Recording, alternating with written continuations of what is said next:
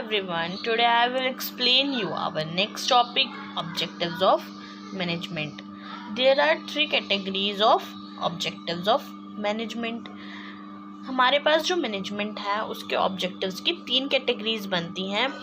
First आता है organisational objectives, second social objectives and third one is personal objectives. हम पहले एक्सप्लेन करेंगे फर्स्ट पॉइंट, ऑर्गेनाइजेशनल ऑब्जेक्टिव्स. ये हमारा क्या होता है, it refers to the utilisation of human and physical resources available in the organization considering the interest of all stakeholders. This also fulfills organizational economic objectives which are survival, profit and growth. तो हमारा जो organisational objectives होते हैं, हमारे ये वो objectives होते हैं जिसमें हम जो ऑर्गेनाइजेशन में हमारे पास ह्यूमन और कैपिटल रिसोर्सेज होते हैं उसका हम यूटिलाइज करके जो हमारे गोल्स हैं, ऑब्जेक्टिव्स हैं, उनको अचीव कर पाते हैं. अब इसमें हमारा जो ह्यूमन रिसोर्सेज होते हैं ये हमारे वो रिसोर्सेज होते हैं जो हमारे ऑर्गेनाइजेशन में एम्प्लॉयज़ लगे होते हैं, तो वो होते हैं ह्यूमन रिसोर्सेज. एंड जो फिज़िकल रिसोर्सेज होते हैं वो हमारे क्या होते हैं, इनपुट्स लगते हैं हमारे आउटपुट को प्रोड्यूस करने में, मशीनरी होती हैं, तो वो हो जाते हैं हमारा फिज़िकल रिसोर्सेज. फिर आता है हमारा, इसमें हम जो स्टेक होल्डर्स हैं उनका जो इंटरेस्ट है उसको कंसिडर करके ये इस ऑब्जेक्टिव को अचीव करते हैं. कैसे, कस्टमर है कैसी डिमांड करता है, ऑनर है उसके प्रॉफिट के लिए भी देखना पड़ता है. तो ये हमारा क्या क्या फुलफ़िल करता है, जो ऑर्गेनाइजेशनल ऑब्जेक्टिव होता है वो फुलफ़िल करता है ऑर्गेनाइजेशनल इकोनॉमिक ऑब्जेक्टिव्स, जो क्या है, survival, profit and growth. Survival में हमारा क्या आता है, इसमें यह है कोई भी ऑर्गेनाइजेशन है अपने आप को सेटअप करता है, किस लिए करता है, ताकि वो लंबे समय के लिए मार्केट में एग्जिस्ट करे और लंबे समय के लिए वो सर्वाइव करे बोल सकते हैं. तो उसमें वो क्या करेगा, रीजनेबल रेट पे रीजनेबल प्राइजेस रखेगा अपने प्रोडक्ट के, जिससे वो लंबे समय के लिए एग्जिस्ट कर पाएगा. और प्रॉफिट में हमारा क्या होता है कि एडिक्वेट अमाउंट ऑफ प्रॉफिट वो अर्न कर सके, ताकि रिसेशन के टाइम पे वो ऐसा ना हो कि बिल्कुल ही उसे अपना जो बोल सकते हैं ऑर्गेनाइजेशन है उसको शट डाउन करना पड़ जाए. तो इसलिए जो प्रॉफिट है वो इतना अर्न करे जो एडिक्वेट हो, जो काफ़ी हो, जिससे एम्प्लॉयज़ वगैरह को भी सैलरी वगैरह सब देनी पड़ती है. तो एडिक्वेट होना चाहिए, ज़्यादा भी नहीं होना चाहिए, ज़्यादा कम भी नहीं होना चाहिए. और जो ग्रोथ होता है, ग्रोथ में हमारा क्या है, हर एक ऑर्गेनाइजेशन चाहता है कि वो ग्रो करे, तो उसकी ग्रोथ हो, तो ग्रोथ होगी. हम कैसे पता चलेगा कि हमें कि ग्रोथ कैसे हो रही है, तो ग्रोथ पता चलती है जब हमारी सेल्स बढ़ती है. सेल्स बढ़ती है और नंबर ऑफ़ एम्प्लॉयज़ होते हैं उनकी जो संख्या है वो भी बढ़ेगी. मतलब बहुत सारे फैक्टर्स होते हैं इस तरह के, उससे हमारा पता चलता है. जैसे कैपिटल इन्वेस्ट एडिशनल हो रही है तो पता चलता है कि हमारी जो ग्रोथ है वो हो रही है. देन हमारा सेकंड पॉइंट आता है सोशल ऑब्जेक्टिव्स. सोशल ऑब्जेक्टिव्स होते हैं, it refers to the consideration of the interest of the society during managerial activities. Main social activities of management to make available employment opportunities, to save environment from getting polluted, to contribute in improving living standard. तो हमारा social objectives हमारे कौन से objectives होते हैं, हमारे वो objectives हैं जिसमें हम क्या कंसीडर करते हैं, जो सोसाइटी है उसके इंटरेस्ट को कंसीडर करके हम अपनी एक्टिविटीज़ को करते हैं. तो हमारे कुछ सोशल एक्टिविटीज़ हमारी मैनेजमेंट की होती क्या है, फर्स्ट होती हैं कि जो एम्प्लॉयमेंट अपॉर्चुनिटीज़ हैं वो प्रोवाइड कराता है. ऑब्वियसली कोई भी ऑर्गेनाइजेशन है वो सेटअप होता है कि सोसाइटी में होगा, तो उसका ये एक तरह से ड्यूटी बनती है कि वो जो सोसाइटी है उसको कुछ बेनिफिट प्रोवाइड कराए. तो इसलिए वो जो एम्प्लॉयमेंट अपॉर्चुनिटीज़ है वो प्रोवाइड कराता है. जो अनएम्प्लॉयड पर्सनस होते हैं उनको एम्प्लॉयमेंट प्रोवाइड करा के, to save environment from getting polluted. और जो ऑर्गेनाइजेशन लगी हुई है ऑब्वियसली जो सोसाइटी के रिसोर्सेज है उनका यूज़ करेगी, तो ऑप्टिमम यूटिलाइजेशन करे वो रिसोर्सेज का, और जो एनवायरनमेंट है उसको पोल्यूट होने से बचाए, कम से कम पोल्यूट कर पाए। मतलब जो वाटर है, वेस्ट है, उसको रिवर्स में डाल दिया जाता है, जिससे जो रिवर्स होती हैं वो पोल्यूट हो जाती हैं। तो इसलिए इस चीज़ का ध्यान रखते हैं वो।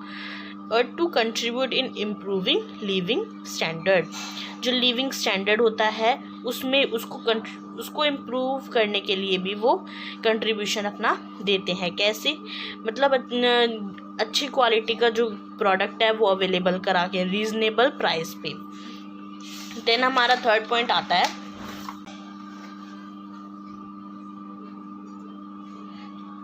Personal objectives.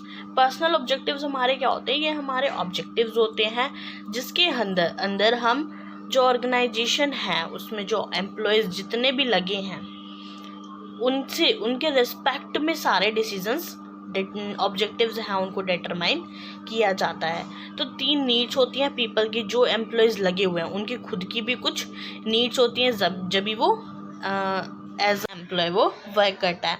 उसकी 3 नीड्स होती हैं एम्प्लॉयज़ की भी। क्या होती है लोगों की नीड्स?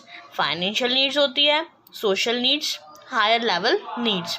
तो फाइनेंशियल नीड्स में हमारा क्या होता है, जो लोग जो एज एम्प्लॉय वो वर्क कर रहे हैं वो क्या चाहते हैं कि हमें एक कम्पिटिटिव सैलरी मिले, मतलब ऐसी सैलरी तो मिले जिससे हमारा खर्चा वगैरह हर चीज़ चल जाए, तो उन्हें भी कम्पिटिटिव सैलरी चाहिए होती है। देन हमारा आता है सोशल नीड्स। सोशल नीड्स में हमारा क्या होता है कि जो लोग हैं वो चाहते हैं कि हमसे जो नीचे लो लेवल पे, हमसे जो नीचे मतलब जो जिस लेवल पे वो है उससे नीचे जो लोग काम कर रहे हैं उनके जो साथी हैं उनसे उनको अच्छी क्या मिले, मतलब एक तरह से बोल सकते हैं रेस्पेक्ट, बोल सकते हैं रेस्पेक्ट मिले उन्हें अच्छी, ठीक है। तो वो भी चाहते हैं। तो फाइनेंशियल नीड्स और सोशल नीड्स तो पूरी हो जाती हैं। देन आता है higher level needs. Higher level needs में हमारी क्या होती है? ये हमारी वो नीड्स होती हैं जिसमें जो लोग हैं वो चाहते हैं कि उन्हें सफिशिएंट अपॉर्चुनिटीज़ मिले ताकि वो जो अपना पर्सनल डेवलपमेंट है वो कर सकें।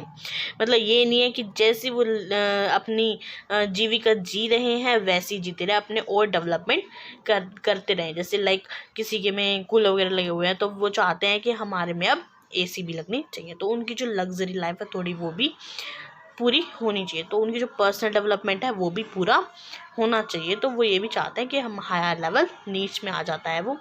देन हम पढ़ेंगे इम्पोर्टेंस ऑफ मैनेजमेंट।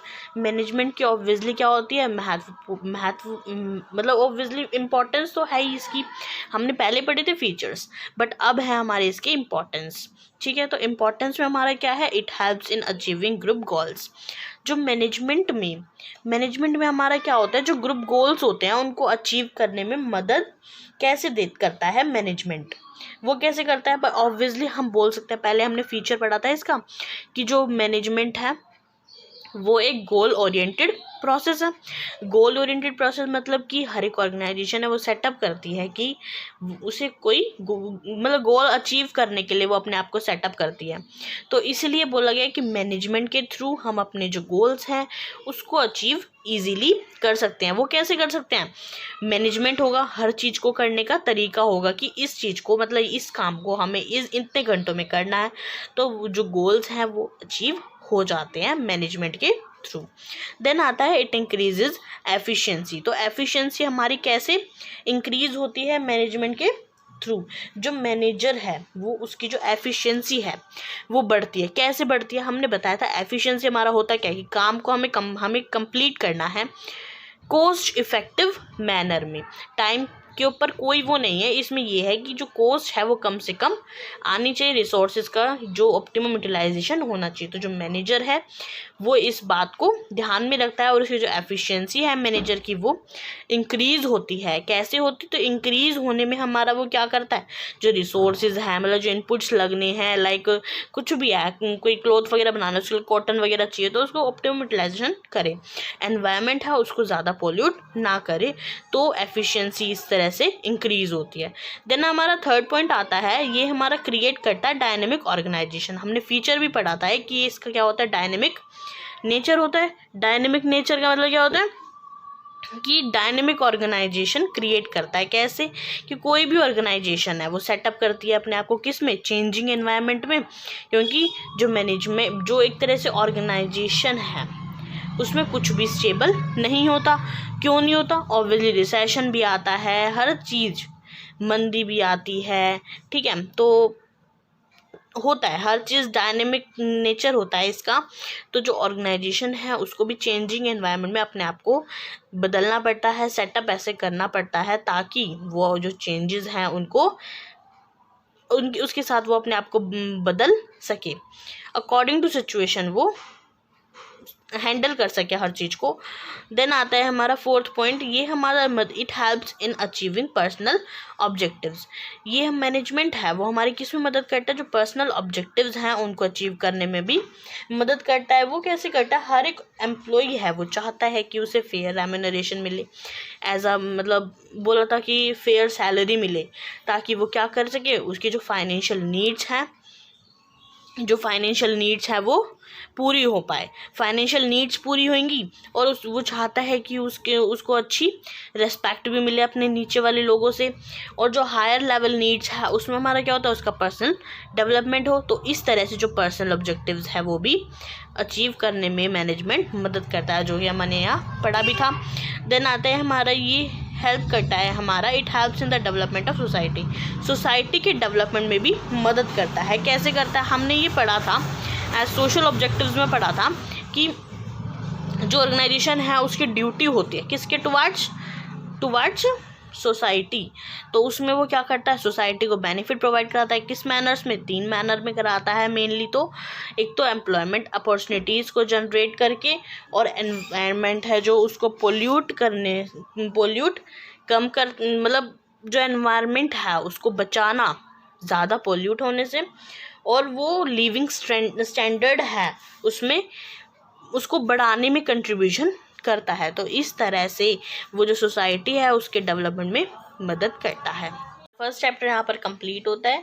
अब हमारा सेकंड चैप्टर नेक्स्ट वीडियो में स्टार्ट करेंगे। अगर आपको इस चैप्टर से रिलेटेड कोई भी प्रॉब्लम है, डाउट्स हैं, तो आप मुझसे कमेंट बॉक्स में पूछ सकते हैं।